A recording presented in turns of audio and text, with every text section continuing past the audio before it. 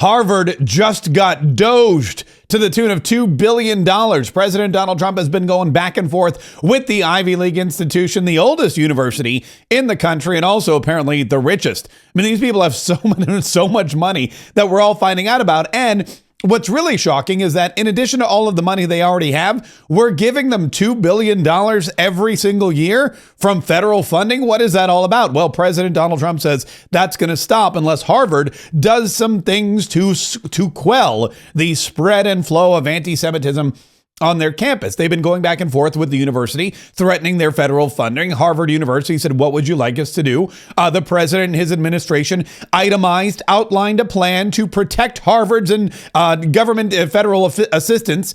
And they said, "Nah, thanks, we're good."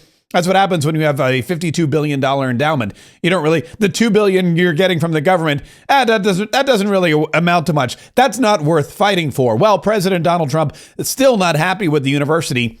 He wrote this morning on Truth Social, "Everyone knows that Harvard has lost its way. They hired from New York, Bill de Blasio, and Chicago, Lori," what's her name? I forget. Lori, the weird looking lady that kind of looks like an alien, at ridiculously high salaries/fees, two of the worst and most incompetent mayors in the history of our country to teach municipal management and government. These two radical left fools left behind two cities that will take years to recover from their incompetence and evil. Harvard has been hiring almost all woke, radical left idiots and bird brains who are only capable of teaching failure to students and so-called future leaders. Look just to the recent past at their plagiarizing president who so greatly embarrassed Harvard before the United States Congress. That's President Kaye. When it got so bad that they just couldn't take it anymore, they moved this grossly inept woman into another position, teaching, rather than firing her on the spot. Since then, much else has been found out about her, but she remains in place. Many others, like these leftist dopes, are teaching at Harvard, and because of that, Harvard can no longer be considered even a decent place of learning and should not be considered on any list of the world's great universities or colleges. Harvard is a joke, teaches hate and stupidity, and should no longer receive federal funds. Thank you for your attention to this matter. I did have just one quick question. Do you teach stupidity, or does that just happen naturally? Is that like more of an environmental? I don't know. I thought stupidity was what came from a lack of teaching. But again, I digress. I'm not here to argue with the president. I don't want him to take away my federal funding. And this is something that has been coming up ever since the really atrocious protests and sit-ins at Harvard and Columbia and other Ivy League institutions that happened last year. You may remember that there was an instance where the American flag was replaced with the Palestinian flag. There were clashes with Jewish students who were afraid to go to their classes at Columbia. They even locked people out of the library. They overtook the library and then were shocked when the SWAT team was called in to extricate them from a building that they had illegally taken over and had no right to. These college kids today. It's a lot different than when I went to college. I just went to college to, we don't need to go into that. But President Donald Trump and his administration are not backing down. There are issues with Harvard, and it's not a free speech issue. Linda McMahon, the education secretary, was on the news yesterday, and she wanted to be clear about the reason behind taking away federal funding from Harvard and other Ivy League universities that teach hatred and stupidity. Let me be clear. We're not talking about First Amendment rights at all. I think that on college campuses, there should be open debate. There should be room for disagreement and all of that. But what I'm talking about are civil rights violations and safety for these students who are on campus. And the president just said he's not going to allow it in terms of those universities that are receiving federal dollars. And he's being very firm about that. Yeah, and that really is the big differentiation here. It's okay if Harvard wants to be a bastion for anti-Semitism. It's okay if Harvard wants their students to run the asylum. It's okay if Harvard wants to abolish one side and let the other one just have free reign over the school. That's their decision as a private university. But once they start accepting $2 billion in federal funding, then it becomes a public issue. Then it becomes the issue of the government. And President Trump said, we do not want taxpayer dollars being sent to these institutions so that they can teach, what was it, hatred and stupidity? Hate and stupidity. They can do that on their own dime. And Caroline Leavitt, the White House press secretary, was asked about that yesterday in the press briefing. Here's what she said. When it comes to Harvard, the president's position on this is grounded in common sense, in the basic principle that Jewish American students or students of any faith should not be illegally harassed and targeted on our nation's college campuses. And we unfortunately saw that illegal discrimination take place on the campus of Harvard. There are countless examples to prove it, particularly with the stunning confession by then Harvard President Claudine Gay, who said that bullying and harassment depended on the context.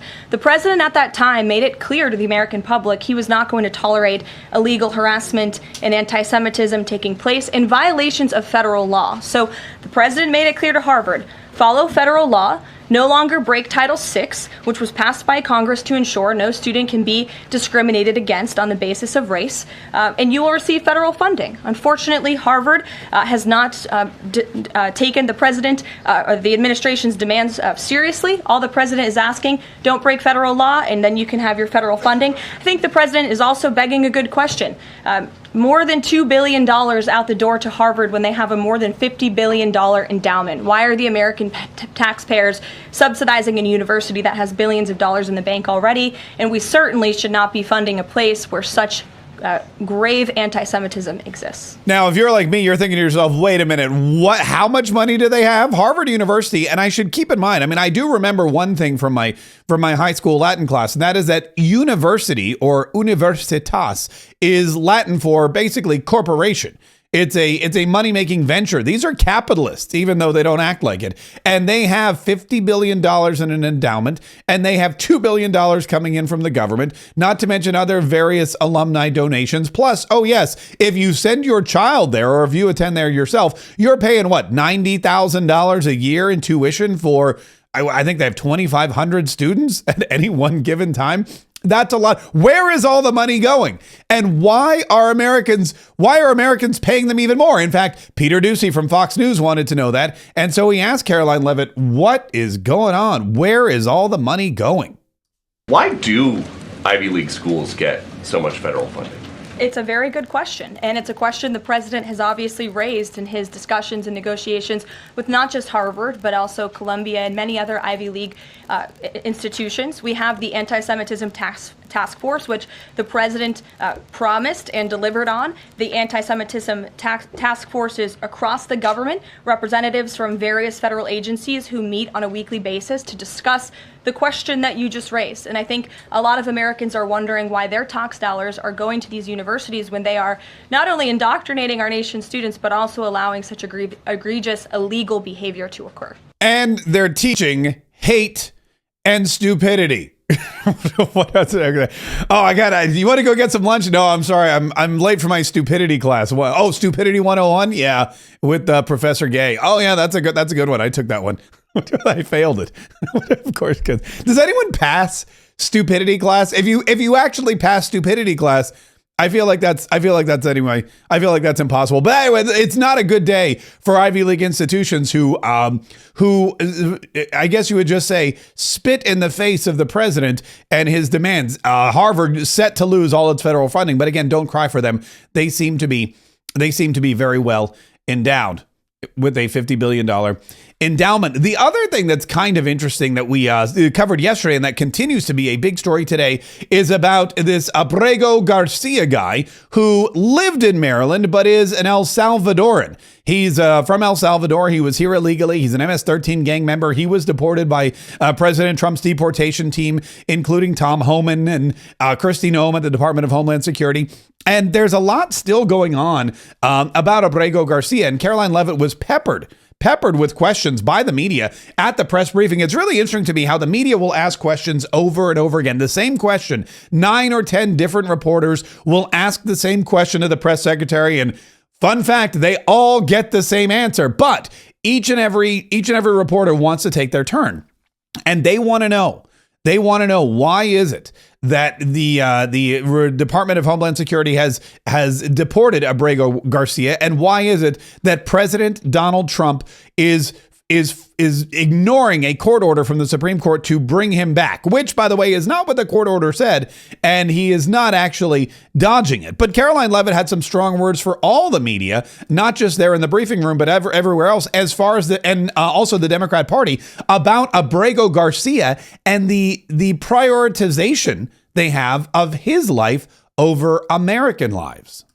It's mind-boggling, the priorities of the modern-day Democrat Party. I think it's atrocious that you have Democrats in Congress on Capitol Hill who swear an oath to protect their constituents and to serve them in Washington, D.C., spending more time defending illegal immigrant gang members than their own constituents and law-abiding American citizens like Rachel Morin. And I saw the president personally on the campaign trail, and I continue to see him in his role as president of the United States, put American families first, reach out to the victims, the families of victims at the hands of illegal immigrant crime. And frankly, the actions and the words of the Democrat Party prove they could not care less about the American public. And maybe if they did, they'd see a bit higher approval ratings right now. Thanks. Yeah, and that's basically a dig to the entire Democrat Party, who is they're obsessed almost with an illegal criminal alien who's been deported back to his home country, incarcerated not by Donald Trump, not by the Department of Homeland Security, but by El Salvadoran officials and the president of El Salvador for crimes that he has committed. And that is no longer the business of the United States of America. But for some reason, there are a lot of Democrats who still really are upset about it. And in fact, Chris Van Hollen from Maryland, Chris Van Hollen's one of the two senators from Maryland. He is leading a contingent of Democrats to go down to El Salvador to meet with Abrego Garcia. And Stephen Miller was on Fox News yesterday and made an excellent point about Senator Van Hollen and his mistaken identity of who Abrego Garcia actually is. Senator Van Hollen seems to be under the very confused impression that this MS-13 terrorist is his constituent. He is President Bukele's constituent. He is President Bukele's citizen. He is President Bukele's resident. He is not a Maryland man. He is not a Maryland anything. He is an illegal alien from El Salvador with a deportation order from the United States. He is not legally even allowed to be in our country. Under the due process that these Democrats so venerate for illegal invaders, it is legally impermissible for him to have one more minute in this country.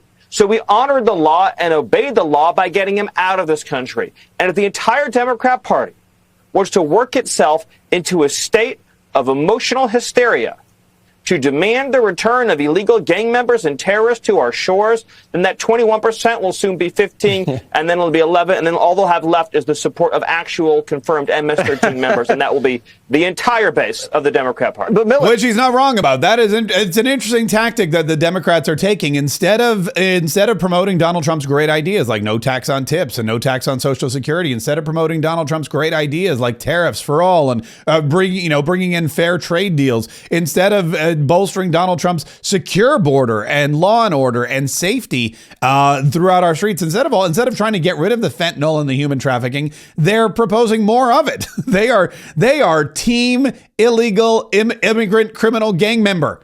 And it's true. The more that they do that, the more that they jump on that bandwagon, the fewer and fewer Americans are actually going to support them. And Caroline Leavitt brought that up again, too, said it's really bizarre how they're more concerned about this foreign individual who commits crimes than they are about a law-abiding citizens who are American. Democrat and media outrage over the deportation of Abrego Garcia, an MS-13 El Salvadorian illegal alien criminal who is hiding in Maryland, has been nothing short of despicable. Based on the sensationalism of many of the people in this room, you would think we deported a candidate for Father of the Year.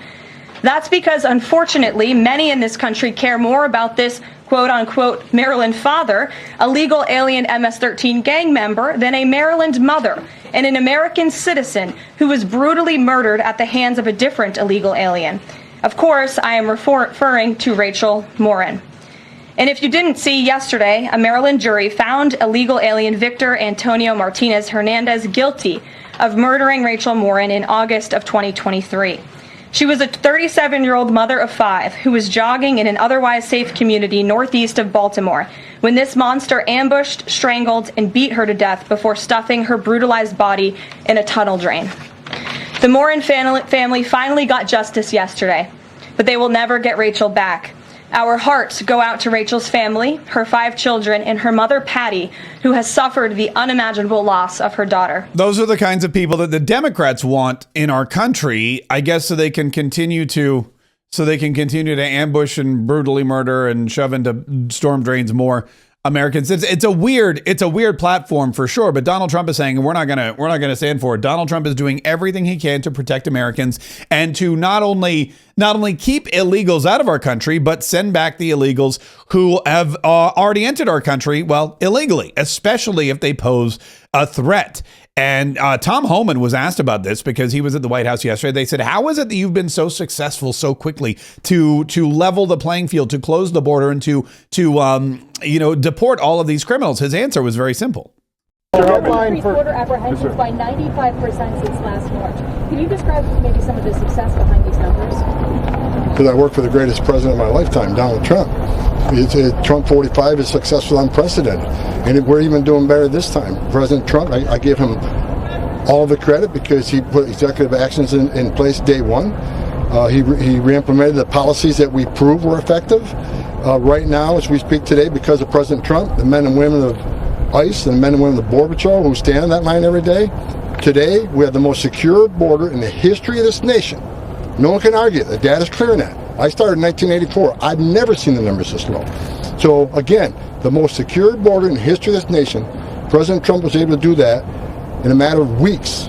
Something that Biden administration didn't do in 4 years. Either wouldn't or couldn't, but we proved it didn't need legislation, didn't need all this other stuff that the last administration talked about.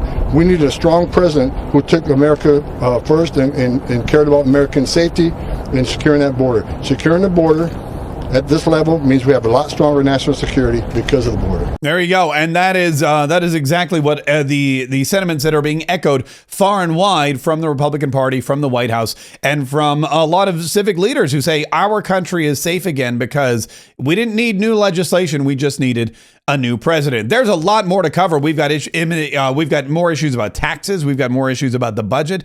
President Donald Trump made some really exciting speeches yesterday, as well as Joe Biden, who returned to the public spotlight with a very questionable speech, which we will cover in depth later today at 1:00 p.m. in our Mark Kaye Saves the Republic podcast. If you want to hear more of the news, if you want to get more information, what you need to do is either watch us live on YouTube or on Rumble or on X or any of the platforms where we live stream, or if you'd rather just listen in your car or in your earbuds, you can go to whichever podcast platform you prefer, search Mark Kaye Saves the Republic, download, listen, and enjoy.